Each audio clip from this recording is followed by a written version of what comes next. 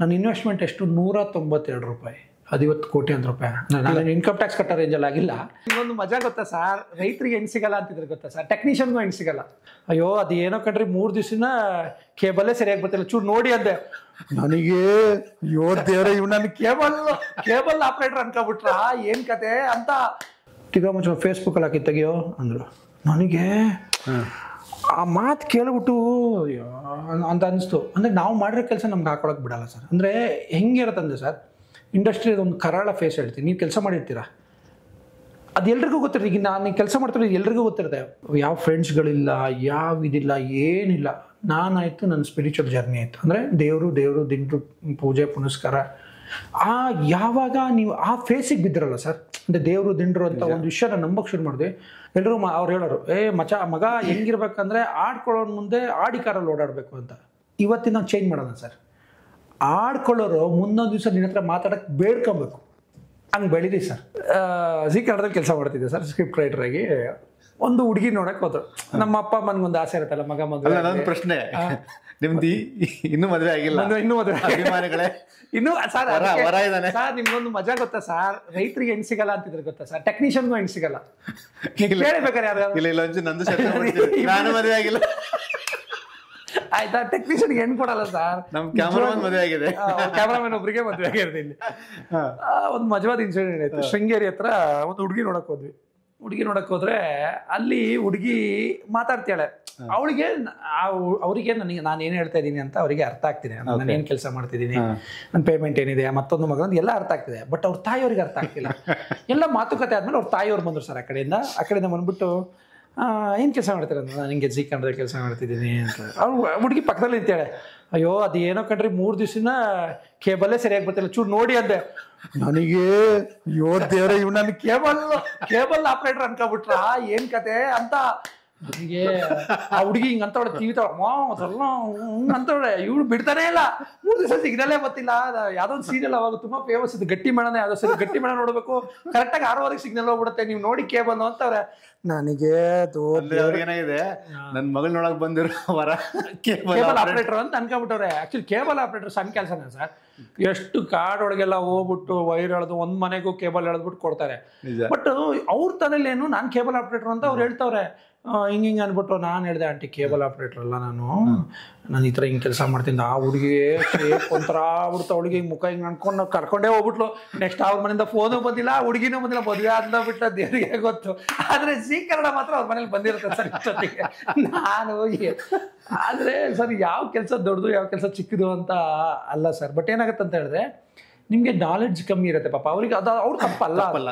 ಈಗ ಈಗ ಎಲ್ಲಿಗೂ ಕೂಡ ಚಾನಲ್ ಕೆಲಸ ಮಾಡ್ತಾನೆ ಅಂದರೆ ಏನು ಕೆಲಸ ಮಾಡ್ತಾನೆ, ಟಿವಿ ಕೆಲಸ ಮಾಡ್ತಾನೆ. ನಮ್ಮ ಕಡೆ ಏನು ಗೊತ್ತಾ ಸರ್, ಟಿವಿ ಮುಂದೆ ಬರಬೇಕು ಅಂದ್ರೆ ನೀವು ಟಿವಿ ಮುಂದೆ ಕಾಣಿಸ್ಬೇಕು, ಕಲಾವಿದರಾಗಿ ಕಾಣಿಸ್ಬೇಕು. ನಾವು ಟೆಕ್ನಿಷಿಯನ್ ಅಪ್ಪ, ನಾವು ಹಿಂಗೆಲ್ಲ ಇದೆಲ್ಲ ಕೆಲಸ ಮಾಡ್ತೀವಿ ಅಂದ್ರೆ. ಈಗ ನಮ್ಮ ಸೋಷಿಯಲ್ ಮೀಡಿಯಾಗಳಲ್ಲೂ ಅವು ಇವೆಲ್ಲ ಬಂದ್ಬಿಟ್ಟು ನಾವು ಏನು ಕೆಲಸ ಮಾಡ್ತೀವಿ ಅಂತ ಗೊತ್ತಾ ಸರ್. ಈ ಸಿನಿಮಾದ DOP ಯಾರು, ಹೌದು, ಎಡಿಟರ್ ಯಾರು, ಹೌದು ಹೌದು ಹೌದು ಹೊರಗಡೆ ಹೋದ್ರೆ ಮಾತಾಡ್ಸಲ್ಲ ಸರ್. ನಿಮ್ಮನ್ನು ಮೊನ್ನೆ ಸುದ್ದಿ ಮನೇಲಿ ನೋಡಿದೆ ಸರ್ ಅಂತ ಒಂದು ಫೋಟೋ ತಗೊಳ್ಳೋದು ಸರ್. ಇವಾಗ ಗೊತ್ತಾಗುತ್ತೆ ಸರ್. ನಾನು ಹೇಳಿದೆ 16-17 ಅವಾಗ ನೀವು ಇನ್ಸ್ಟಾಗ್ರಾಮ್ ಇದೆಲ್ಲ ಫೇಮಸ್ ಆಗಿರಲಿಲ್ಲ. ಫೇಸ್ಬುಕ್ಕಲ್ಲ ನಾವು ಹಾಕಿದ್ರೆ ತೆಗೆಯೋ ಅಂತ. ಈ ಥರ ಎಲ್ಲ ಇನ್ಸಿಡೆಂಟ್ಗಳಾಗಿದೆ. ಒಂದ್ಸರಿ ನಾನು ಒಂದು ಚಾನಲಲ್ಲಿ ಒಂದು ಕೆಲಸ ಮಾಡಿದ್ದೆ. ನನಗೆ ಈಗ ಒಂದು ಇರುತ್ತಲ್ಲ ಸರ್ ಟೆಕ್ನಿಕ್, ನಮ್ಗೆ ಅದೇ ಸರ್, ಅದೇ ಪ್ರೂಫ್ ಐಡೆಂಟಿಟಿ. ನಾನು ಈ ಥರ ಕೆಲಸ ಮಾಡಿದ್ದೀನಿ ಅಂತ ವಿತ್ ಫೋಟೋ ಮೇಲ್ಗಡೆ ಎಲ್ಲ ಟ್ಯಾಗ್ ಲೈನ್ ಹಾಕ್ಬಿಟ್ಟು ಫೋಟೋ ಎಲ್ಲ ಹಾಕ್ಕೊಂಡಿದ್ದೆ. ಬೆಳಗ್ಗೆ ಮುಂಚೆ 8 ಗಂಟೆಗೆ ನಮಗೀಗ ಟೈಮ್ ಇರೋಲ್ಲ ಸರ್. ನಾವು ಭಾನುವಾರ ಇಲ್ಲ, ಶನಿವಾರ ಇಲ್ಲ, ಬಟ್ಟೆ ಒಗಿತಾ ಇದೆ.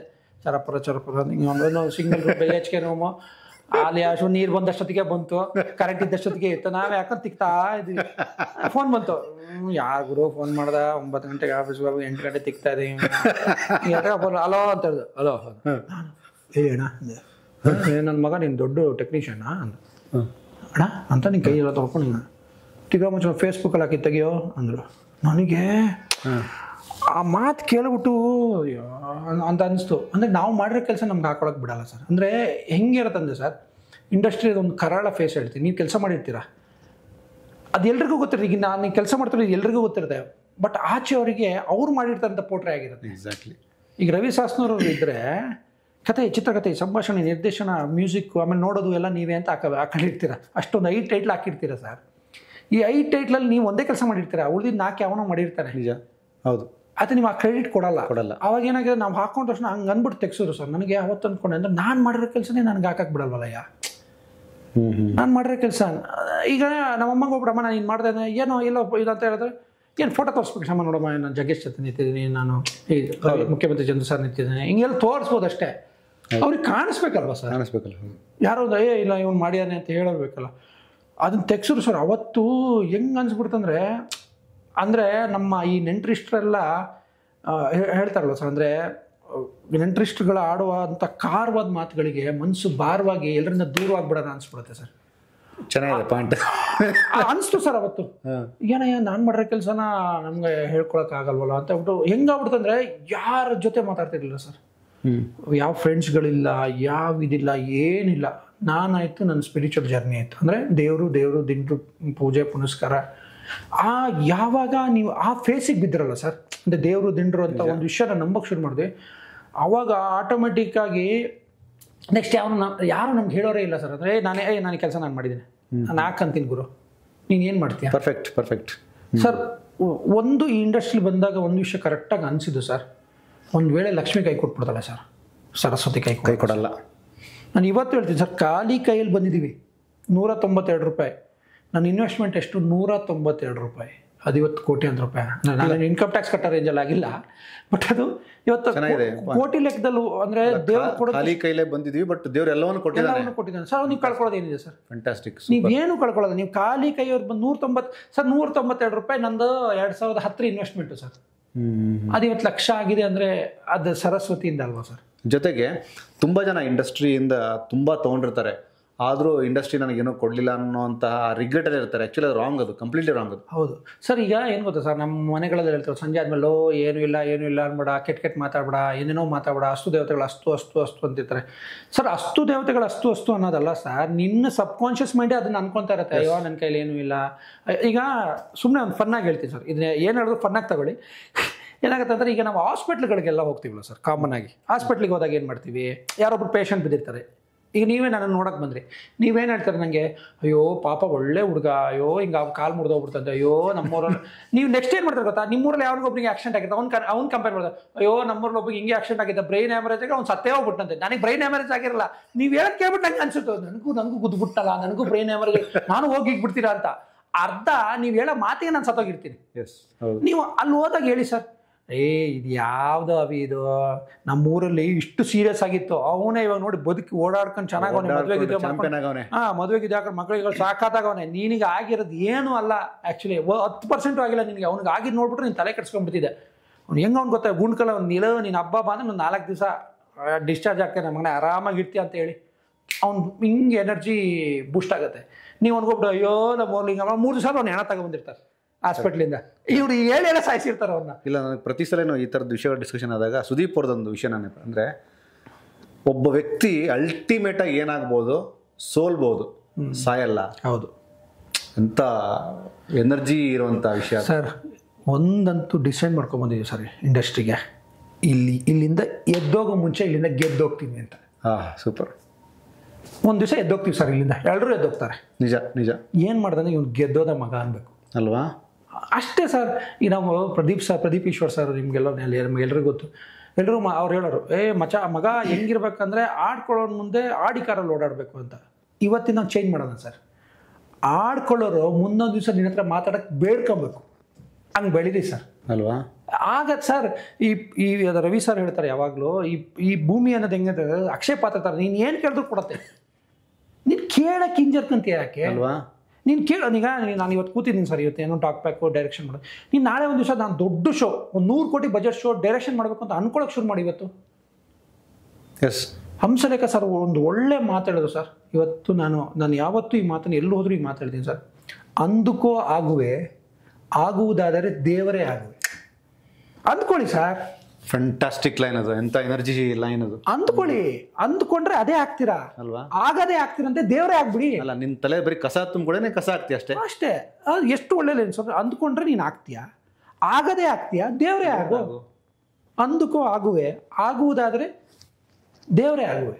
ಇದ್ರ ಜೊತೆಗೆ ಇನ್ನೊಂದು ಪಾಯಿಂಟ್ ನನಗೆ ಲಾಸ್ಟ್ ಟೈಮ್ ನೀವು ಹೇಳಿದ್ರಿ, ಸ್ಪೆಷಲಿ ಈ ಸಿನಿಮಾ ಇಂಡಸ್ಟ್ರಿಯಲ್ಲಿ 10 ವರ್ಷ ಆ ಕೃಷಿ ಮಾಡದೆ ಹೋದ್ರೆ ಒಂದಷ್ಟು ಬೆಳಕು ಆ ಕಿರಣ ಕಾಣಲ್ಲ ನಮಗೆ. ಅದ್ರ ಬಗ್ಗೆ ಏನು ಹೇಳ್ತೀರಿ ಸರ್? ಏನೇ 2018 ಅಂತ ಅನ್ಕೊಂಡು 17-18 ಅನ್ಕೊಂಡು ಕಿರಿಕೀರ್ತಿ ಅವರು ಈ ಶೋನ ಆ್ಯಂಕರ್ ಕನ್ನಡದ ಕಣ್ಮಣಿ ಅಂತ ಒಂದು ಶೋ ಮಾಡಿದ್ರು ಸರ್. ಅಂದರೆ ಜಿ ಕನ್ನಡದ ನೆಕ್ಸ್ಟ್ ಲೆವೆಲ್ಲಿಗೆ ತೊಗೊಂಡೋಗಿದಂಥ ಒಂದು ಶೋ ಅದು. ಅಂದರೆ purely Kannada based show sir ಅದು. ಅಂದರೆ ಮಕ್ಕಳುಗಳನ್ನ ಕರೆಸಿ ಮಕ್ಕಳ ಕೈಯಲ್ಲಿ ಭಾಷಣ ಮಾಡಿಸೋದು. ಆ ಶೋ ಅಲ್ಲಿ ನಮಗೆ ಗಂಗಾವತಿ ಪ್ರಾಣೇಶ್ ಸರ್ 3 ಜನ ಜಡ್ಜ್ ಇದ್ರು. ನಮ್ಮ ಕಾಯ್ಕಿಣಿ ಸರ್, ನಮ್ಮ ಜಗ್ಗಣ್ಣ, ನಮ್ಮ ಇವರು ಎಲ್ಲರೂ 3 ಜನ ಕನ್ನಡದ ಬಗ್ಗೆ ಒಳ್ಳೆ ಅಭಿಮಾನ ಇರುವಂಥವ್ರು 3 ಜನ. ಪ್ರಾಣೇಶ್ ಸರು ಹಿಂಗೆ ಮಾತಾಡ್ತಾ ಏನೋ ನೆಕ್ಸ್ಟ್ ಡೇ ಶೂಟ್ ಆಗ್ಬೇಕಾದ್ರೆ ಹೇಳ್ತೀವಿ, ಅಣ್ಣ ಇವತ್ತು ಈ ಕಾನ್ಸೆಪ್ಟ್ ಬಗ್ಗೆ ಮಕ್ಕಳು ಮಾತಾಡ್ತಾರೆ ಅಂತ ನಾವು ಬ್ರೀಫ್ ಮಾಡ್ಬಿಡ್ತೀವಿ. ಫಸ್ಟೇ ಓಪನಿಂಗ್ ಹೋದಾಗ ಬ್ರೀಫಿಂಗ್ ಆಗ್ಬೇಕಾದ್ರೆ ಅವ್ರು ನಿಂಗೆ ಮಗ ನೋಡ್ಬಿಟ್ಟು ಎಷ್ಟು ವರ್ಷ ಆಯ್ತು ನೀನು ಇಂಡಸ್ಟ್ರಿಗೆ ಬಂದು ಅಂತ ಅಂದ್ರೆ, ಆಗಿದೆ ಅಣ್ಣ ಆಲ್ಮೋಸ್ಟ್ ಒಂದು 8-9 ವರ್ಷ ಆಗಿದೆ. ಅವ್ರು ಒಂದು ಮಾತು ಹೇಳಿದ್ರು ಸರ್, ಇವತ್ತಿಗೆ ಅದು ಸತ್ಯ ಅನ್ನಿಸ್ತಿದೆ ಸರ್.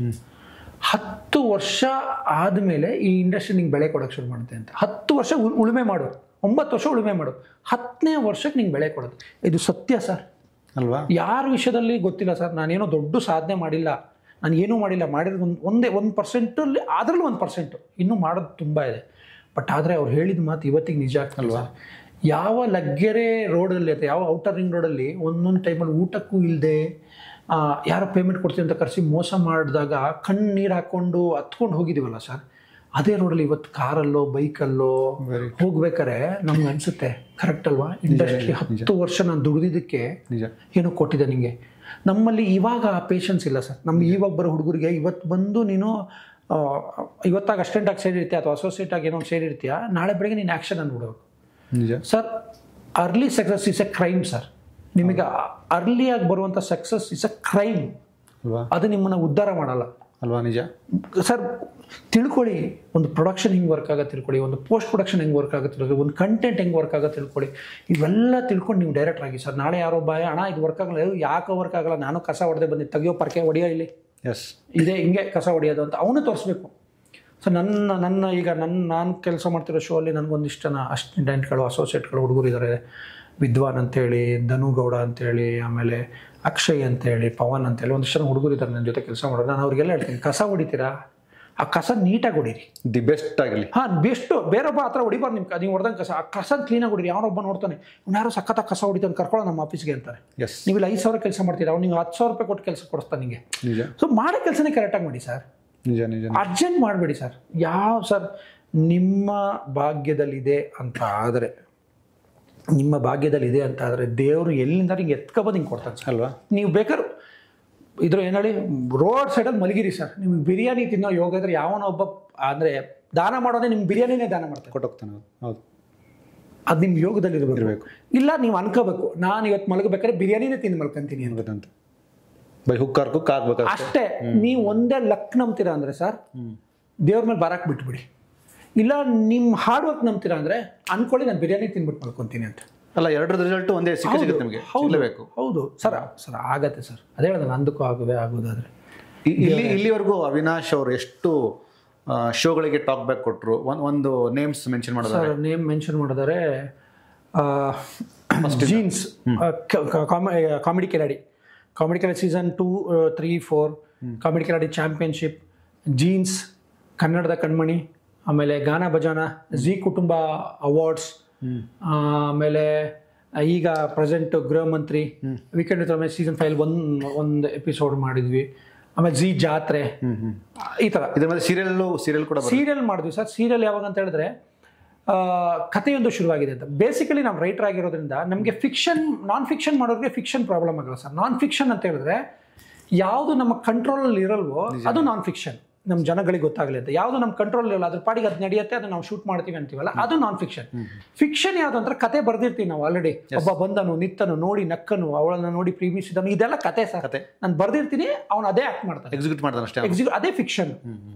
ಇದು ನಾವು ನಾನ್ ಫಿಕ್ಷನ್ ಮಾಡಿರೋದ್ರಿಂದ ಫಿಕ್ಷನ್ ಮಾಡೋದು ದೊಡ್ಡದು ಪ್ರಾಬ್ಲಮ್ ಆಗಲಿಲ್ಲ ಸರ್. ಅದಕ್ಕೂ ನನಗೆ ಚಾನ್ಸ್ ಕೊಟ್ಟಿದೆ. ಮತ್ತೆ ನನ್ನ ಮಾತೃ ಸಂಸ್ಥೆ ಸ್ಟಾರ್ ಸುವರ್ಣ ಕಥೆಯೊಂದು ಶುರುವಾಗಿದ್ದಕ್ಕೆ ಅನಿಲ್ ಕೋರ್ಮಂಗ್ಲ ಅನಿಲ್ ಅಂತೇಳಿ ಗಟ್ಟಿ ಮೇಳದ ಡೈರೆಕ್ಟರ್ ಆಗಿ ಗಟ್ಟಿ ಮೇಳ ಅವರು ಸೀರಿಯಲ್ ಮಾಡಿದ್ವಿ. ಸೊ ಹೆಂಗಾಗ್ಬಿಡ್ತಾನೆ ಸರ್, ಎಲ್ಲ ಡಿಪಾರ್ಟ್ಮೆಂಟಲ್ಲಿ ಕೆಲಸ ಮಾಡ್ಬಿಟ್ವಿ ಸರ್. ನೀನು ಪ್ರೋಮೋ ಬರೀತಿದ್ದೆ, ಸಾಂಗ್ ಬರೀತಿದ್ದೆ, ಆಮೇಲೆ ಕತೆ ಬರೀತಿದ್ದೆ, ಸಿನಾಪ್ಸಿಸ್ ರೆಡಿ ಮಾಡ್ತಿದ್ದೆ, ಪೋಸ್ಟ್ ಪ್ರೊಡಕ್ಷನ್ ನೋಡ್ಕೋಬೇಕಾ ಪೋಸ್ಟ್ ಪ್ರೊಡಕ್ಷನ್, ಫ್ಲೋರ್ ಮ್ಯಾನೇಜರ್ ಆಗಬೇಕಾ ಮಾಡ್ತಿದ್ದೆ, ಪ್ರೊಡಕ್ಷನ್ ಮಾಡ್ತಿದ್ದೆ, ಆರ್ಟ್ ಡಿಪಾರ್ಟ್ಮೆಂಟ್ ಕೆಲಸ ಮಾಡ್ತಿದ್ದೆ.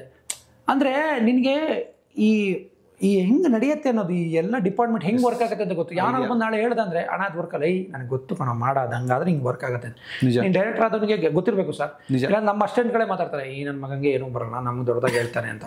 ಸೊ ಹಂಗೆ ಬರಬಾರ್ದು. ನಿನ್ನ ಕೆಲಸ ಕಲಿಯೋದು ತುಂಬ ಇರುತ್ತೆ, ಸಾಯ ತನಕ ಕಲಿಯೋದಕ್ಕೆ. ಅಣ್ಣವರೇ ಶಬ್ದವೇದಿ ಫಿಲ್ಮ್ ಮಾಡ್ಬೇಕಾದ್ರೆ ಹುಡುಗನ ಥರ ರೆಡಿ ಆಗ್ಬಿಡ್ಬೋದು. ಫಸ್ಟ್ ಡೇ ಕೆಲಸ ಮಾಡೋದನ್ನ, ಫಸ್ಟ್ ಡೇ ಹೀರೋ ಅದನ್ನೇ ಹಂಗೆ ಸರ್. ಅವರೆಲ್ಲ ನಮ್ಗೆ ಸ್ಫೂರ್ತಿ ಸರ್. ಅವ್ರ ಥರ ಒಂದು ಸ್ಫೂರ್ತಿ ಸಿಗೋಕ್ಕೆ ಚಾನ್ಸ್ ಇಲ್ಲ. ನಿಮ್ಗೆ ಏನಾರೋ ನಾಳೆ ನಿಮ್ಗೇನೋ ಲೈಫಲ್ಲಿ ತುಂಬ ಬಿದ್ದೋಗಿದ್ದೀರ ಅಂತ ಹೇಳಿದ್ರೆ, ಅಥವಾ ನಿಮ್ಮ ತುಂಬ ಜೀವನದಲ್ಲಿ ಏನೋ ಡಿಪ್ರೆಷನ್ ಆಗಿಬಿಟ್ಟಿದೆ, ನನ್ನ ಕೈಲಿ ಏನೂ ಆಗಲ್ಲ ಅಂದರೆ, ಆಗದು ಎಂದು ಕೈಲಾಗದು ಎಂದು ಕೈ ಕಟ್ಟಿ ಕುಳಿತರೆ ಸಾಗದು ಕೆಲಸವು ಮುಂದೆ, ಮನಸ್ಸೊಂದಿದ್ದರೆ ಮಾರ್ಗವೂ ಉಂಟು, ಕೆಚ್ಚದೆ ಇರಬೇಕೆ.